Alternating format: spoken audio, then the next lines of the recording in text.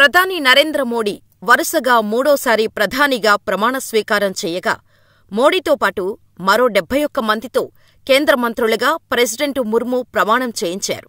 ఈ సందర్భంగా ఏపీ నుంచి తెలుగుదేశం తరపున కేంద్ర మంత్రిగా ఎంపీ కింజరాపు రామ్మోహన్ నాయుడు, పెమ్మసాని చంద్రశేఖర్ ప్రమాణ స్వీకారం చేయగా, బీజేపీ నుంచి భూపతిరాజు శ్రీనివాస్ వర్మ కేంద్ర మంత్రిగా ప్రమాణ స్వీకారం చేశారు.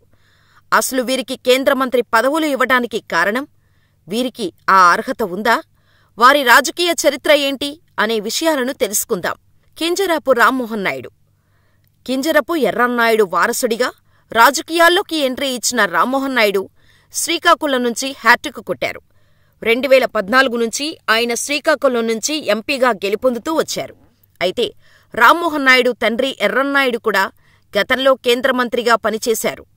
1996లో కేంద్ర మంత్రిగా పనిచేసిన ఎర్రన్నాయుడు పిన్న వయస్కుడైన కేబినెట్ మంత్రిగా అప్పట్లో రికార్డు సృష్టించారు. ఎర్రన్నాయుడు రాజకీయ వారసుడిగా ఎంట్రీ ఇచ్చిన రామ్మోహన్ నాయుడు కూడా 36 ఏళ్లకే కేంద్ర మంత్రి పదవి చేపట్టి తండ్రి తరహాలోనే యంగెస్ట్ మినిస్టర్గా ఘనత సాధించారు. ఎలక్ట్రికల్ ఇంజనీరింగ్లో గ్రాడ్యుయేషన్ పూర్తి చేసిన రామ్మోహన్ నాయుడు లాంగ్ ఐలాండ్ యూనివర్సిటీలో బిజినెస్ అడ్మినిస్ట్రేషన్లో మాస్టర్స్ పూర్తి చేశారు. అయితే 2012లో తండ్రికి కింజరపు ఎర్రన్నాయుడు రోడ్డు ప్రమాదంలో అనూహ్యంగా చనిపోవటంతో రాజకీయాల్లోకి వచ్చారు రామ్మోహన్ నాయుడు.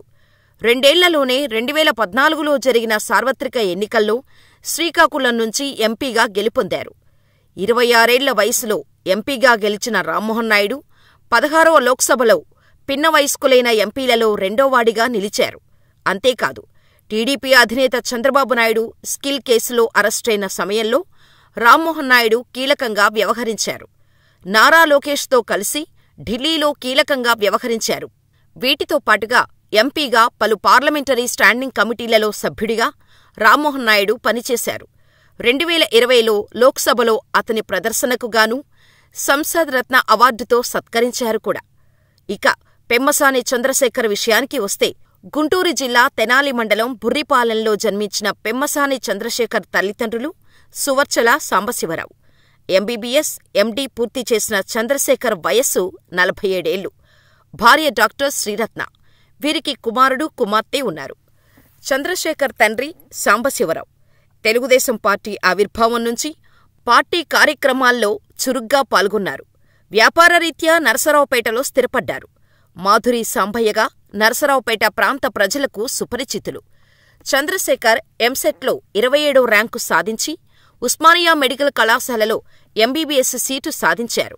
పీజీ చదవటం కోసం అమెరికా వెళ్లిన ఆయన అక్కడ United states medical licensing exam పూర్తి చేయటంతో వైద్య రంగంలో ఉన్నత స్థానాలకు ఎదిగారు. సొంత ప్రజలకు సేవ చేయాలనే లక్ష్యంతో రాజకీయాల్లోకి వచ్చిన పెమ్మసాని తొలి ప్రయత్నంలోనే ప్రజల మద్దతు పొంది కేంద్ర కేబినెట్లో చోటు సంపాదించారు. ఈ ఎన్నికలకు ముందే క్రియాశీల రాజకీయాల్లోకి వచ్చిన పెమ్మసాని చంద్రశేఖర్ గుంటూరు పార్లమెంటు స్థానం నుంచి తెలుగుదేశం తరపున పోటీ చేసి భారీ మెజారిటీతో గెలిచారు. గుంటూరు జిల్లా బుర్రిపాలెం నుంచి సాధారణ వైద్యుడిగా అమెరికా వెళ్లిన ఆయన అనతికాలంలోనే అంతర్జాతీయ స్థాయిలో గుర్తింపు తెచ్చుకున్నారు. అమెరికాలో వైద్య, విద్యా లైసెన్సింగ్ పరీక్షకు హాజరయ్యే విద్యార్థుల కోసం యువర్డ్ ఆన్లైన్ సంస్థను ప్రారంభించి స్వల్ప వ్యయంతో వారికి శిక్షణ అందించారు.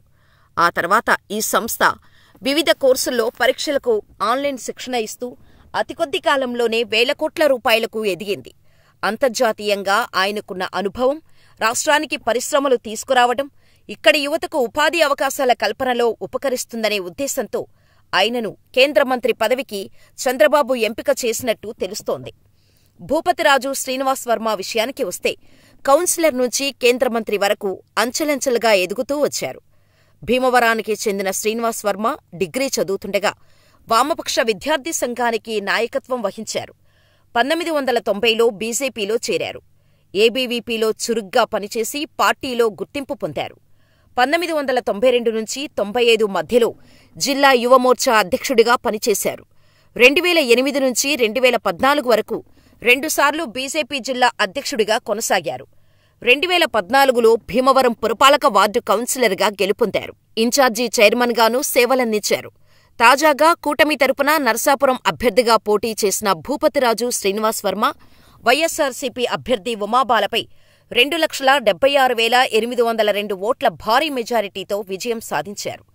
నరసాపురం లోక్సభ స్థానంలో ఇప్పటివరకు ఎవరికీ రాని మెజారిటీ తెచ్చుకొని రికార్డు సృష్టించారు. అంతేకాదు, అంతకుముందు నరసాపురం నియోజకవర్గం నుంచి 1999లో బీజేపీ తరపున గెలుపొందిన ప్రముఖ సినీ నటుడు, దివంగత ఉప్పలపాటి వెంకట కృష్ణంరాజు గారికి శ్రీనివాస్ వర్మ అత్యంత సన్నిహితుడు, ఆత్మీయుడు. ఈ ఎన్నికల్లో కృష్ణంరాజు సతీమణి ఆయన తరపున ప్రచారం కూడా చేశారు. తన తమ్ముడిని గెలిపిస్తే కృష్ణంరాజును గెలిపించినట్టేనని ఓట్లు అభ్యర్థించారు. అయితే పార్టీలో సామాన్య కార్యకర్తగా పనిచేసిన వ్యక్తికి ఎంపీ అభ్యర్థిగా సీటు ఇవ్వటంతో పార్టీలో అంతర్గత వ్యతిరేకత వచ్చింది కూడా. కానీ కేంద్రం అవేమీ పట్టించుకోలేదు.